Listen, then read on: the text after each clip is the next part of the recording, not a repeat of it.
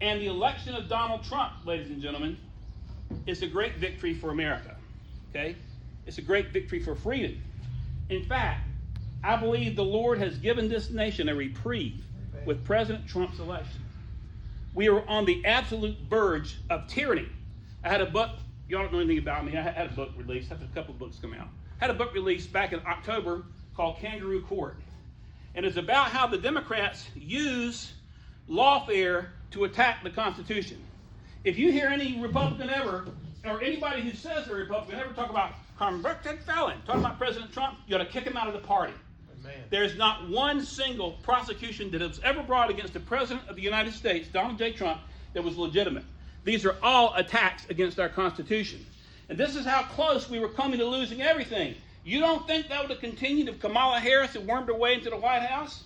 Every one of us would have to be worried about them at some point knocking through the doors.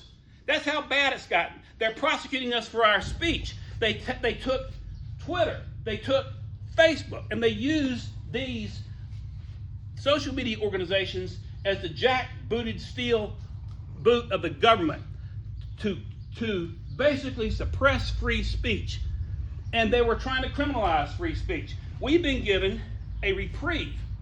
Now, the question is, what are we going to do with this gift we've been given?